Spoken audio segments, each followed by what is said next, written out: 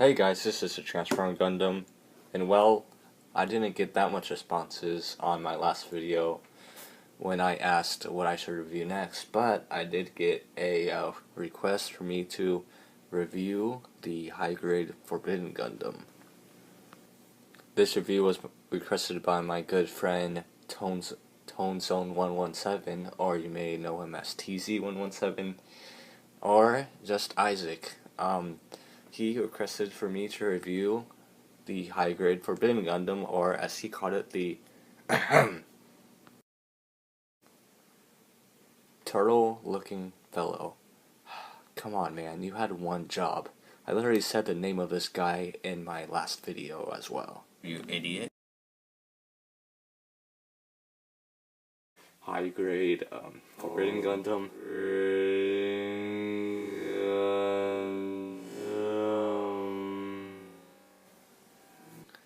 Well, if you're wondering why I haven't showed the box yet, that's because it's time to play Find That Box.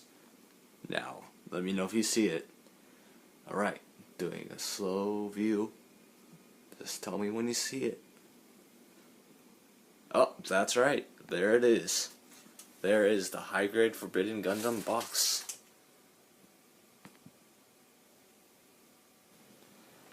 Now you're probably wondering why I didn't just have the box in front of me like how I usually do in most of my videos. Well, that's because I started to break down a lot of my boxes because they're starting to take up a lot of space. And basically, you saw that I started to make a giant poster out of them, basically. Or as I like to call it, the Wall of Gundam. Basically, I just take the box art, or the front of the boxes, from my Gundam boxes, and then I cut them out, and I put them, and I just use those as for posters, and I just make like a giant collage out of them. And for the sides of the boxes, I just make a border out of those. And yeah, so a lot of my boxes I actually don't have with me, so I'll just show you if I have the box on my wall of Gundam. So yeah, that's going to be something a little different now. But anyways, this is, well, my high-grade Forbidden Gundam. And well, let me just say, this guy's been through a lot. This is a kid I've had for a long time in my collection. You can see that it has not aged well. Like, didn't even really clean the nub marks that well. The stickers are starting to peel off. And this V-fin wasn't even from the Forbidden Gundam. Same with this hand.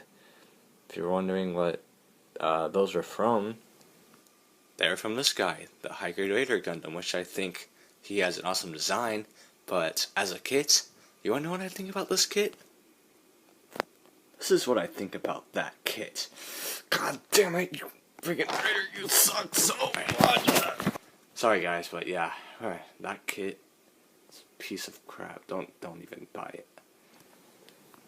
But yeah, I really wanted to like that Raider Gundam too, but it's just an awful kit, and I wouldn't recommend it to anyone. But anyways, back to this guy. Let's see, I don't even know where this hand came from. But yeah, I basically, as you can tell, I lost both of this guy's original hands and his V-fin. But the review must go on anyways, so yeah, I'll take a look at the colors first.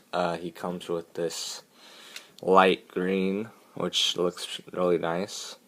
And then you get this dark, it's like a super dark brown, almost blackish right here.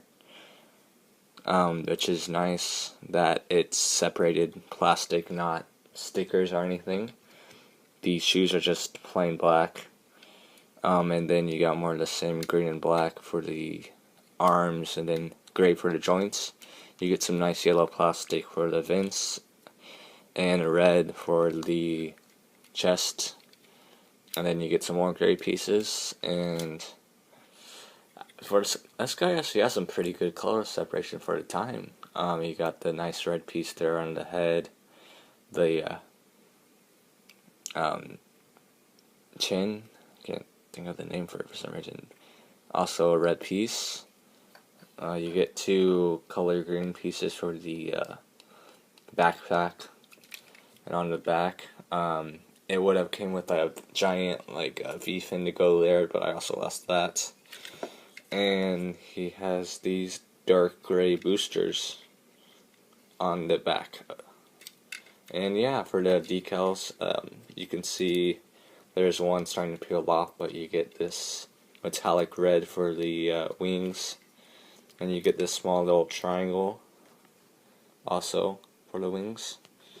And you get, of course, the eye decals. You get one for the front-facing camera, and I don't remember if it ever came with one for the back-facing, but I never applied it if I did, because there's not one there.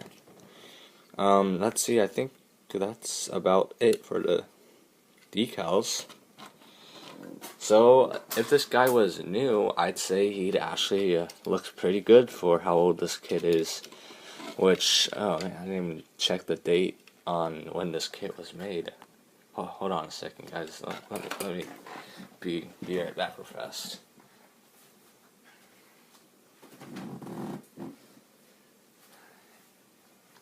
Alright, just checked the box and it said it was made in 2003. So yes, this is a old kit, and it definitely shows. But yeah, let's go on to the articulation. The head can go up and down, rotate, and it can go a full 360. The arms can rotate. It can go that far before it hits the backpack, and goes out that much. Swivel here. Got a single joint bend. Ball joint for the hand. Swivel here. Then we got front skirts move that much, and the ball joint, or the back skirts are on a peg, sorry, not a ball joint, and they can go up and down and rotate. These move together, but you can cut them separately if you want, so they can move independently. The back skirts do not move at all. The legs can go forward that much, back barely any, out that much. We got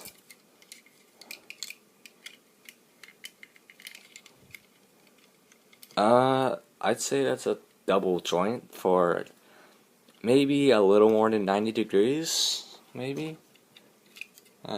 That's not bad for the time. Let's see, these do not move.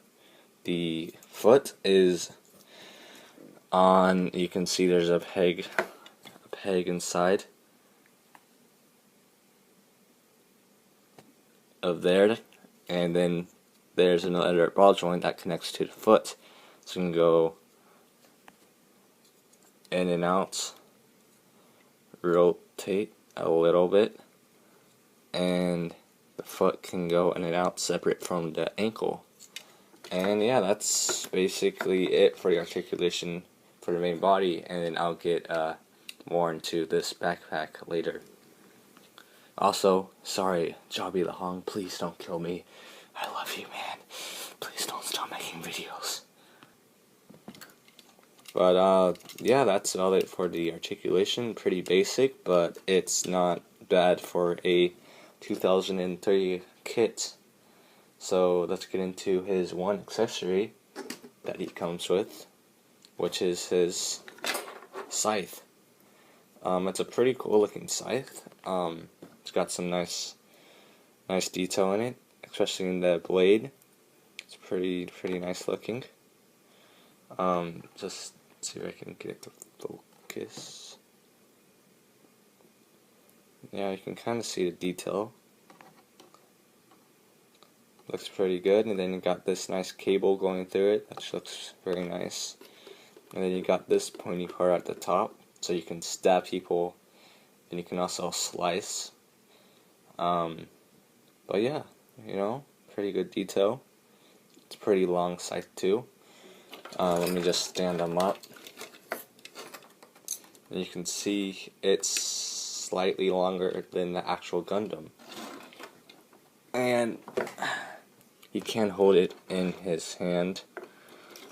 And this is basically the same hand that he would come with, except it would have the green handguard instead of black. But yeah, and if he had his other hand, he can dual wield it pretty well. And he holds it pretty well in his hand, kind of. Unless this hand doesn't want to cooperate with me. Sorry. But there you go. He's holding the scythe. And now let's go over the backpack. And it's pretty simple to do the transformation to the I don't even know what you call that mode. Hold on a second, guys. Let me look it up. So it can transform into his high-speed assault form. Apparently that's what it says on the Gundam Wikipedia. High-speed assault form by flipping its huge backpack over its head. But yeah, I'll show you how to do that now. And it's actually a pretty cool transformation, and it's easy to do.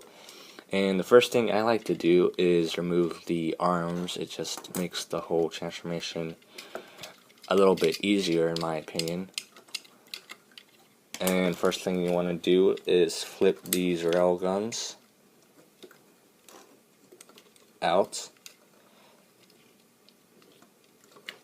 Do the same thing to the other side.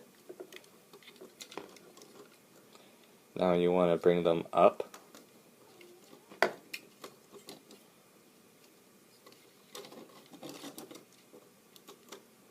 Like so. And then you can bring this whole part up and oh well, that's have not happened in a while. But man, this guy's falling apart on me under review.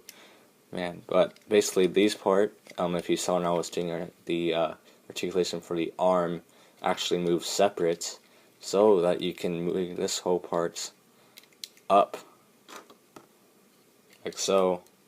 And man, I think, yeah, this part's basically done. But yeah, I'm trying to take this off for now.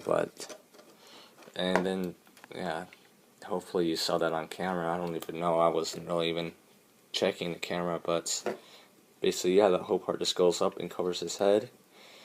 And then from there you can just reattach the arms.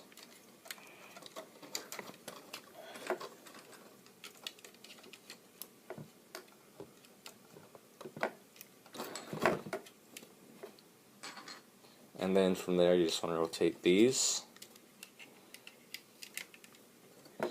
And there you basically have it. Now he looks like he's wearing a goofy hat. It's actually, this is an actual mode. These basically become giant rail guns, and then these, as you can see, are on a joint. So there's a joint here, and then there's a joint here. So it's on a total of 3 joints. One for the wing, one for the arm, first arm, and that attaches to the other arm. And then there's a joint inside of there. So there's 1, 2, 3. And basically what you can do with those joints is you can bring these parts to the front, and these basically acts like a shield. Like, I think, if I remember, I haven't really seen a lot of this guy in action in the anime, but I think there's like they make like a particle shield or something. Let me see.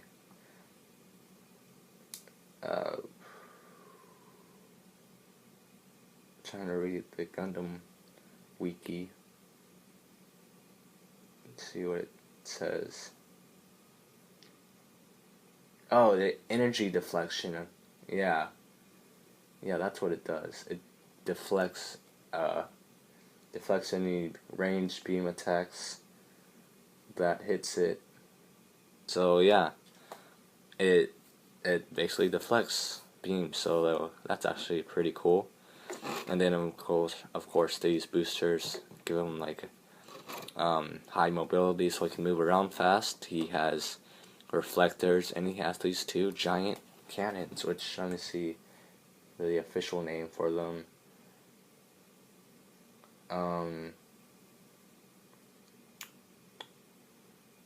That's mounted railguns and plasma cannon. And then apparently there are also head-mounted machine guns. So yeah, he has machine guns in his head, and I think he has a forearm-mounted machine gun as well. So these on his arm are also machine guns, which makes sense because there's a hole there. So I guess that's like the barrel of the machine gun. So yeah, this guy actually has a ton of weaponry, more than just his scythe. But yeah, that's basically it for this guy. I think he's a pretty cool kit. And yeah, thanks for requesting this guy, Tone Zone 117.